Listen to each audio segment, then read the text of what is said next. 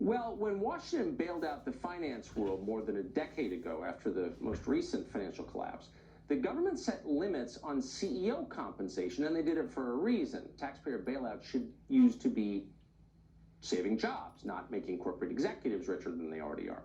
So it's striking by contrast to see that the Department of Education, which began dishing out $14 billion in bailout funds for American universities this month, is not setting similar limits on how much university presidents get to pay themselves. And they pay themselves more than you might think, a lot. Columbia University, for example, is getting $12.8 million in bailout money despite having an $11 billion endowment. The president of that school, a person called Lee Bollinger, makes more than $2 million a year. In other words, Lee Bollinger is set to collect about 1/6 of the entire federal bailout. Rensselaer Polytechnic Institute, a school you probably haven't heard of, and probably for good reason, is getting $4.8 million in bailout money. And amazingly, that's less than University President Shirley Ann Jackson pays herself every year. So perhaps Secretary DeVos can deposit that money directly into her personal checking account. Might as well.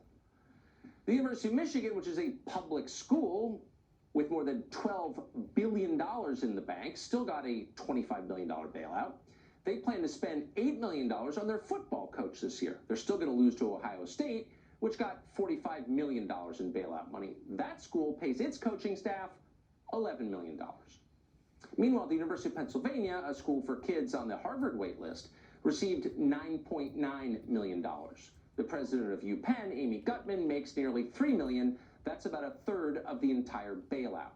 If paying Amy Gutmann is such a priority, maybe the school could find that money in their $14.7 billion endowment. We could go on and on and on. We could cite a dozen examples, in fact, 100 examples. Young people in this country are the poorest group in this country, but the schools that pretend to educate them are the richest institutions we have. They're getting a bailout that young people could only dream of. Why? Because universities are one of the most powerful political interest groups in the nation. And young people are not, and you're not. And that's why the government is blowing billions, giving them cash they don't need at the same time that you're wondering how to pay your mortgage.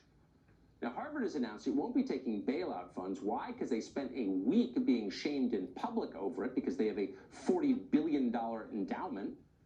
But it shouldn't take shame for Harvard to do the right thing. They should be decent enough to do it. That's a pipe dream. They're not even close to decent. But in the absence of their decency, we need better laws. Not a single cent ever should be spent making rich universities even richer. They do enough harm to this country. Well, while Congress spends billions of dollars sending it over to rich universities that are a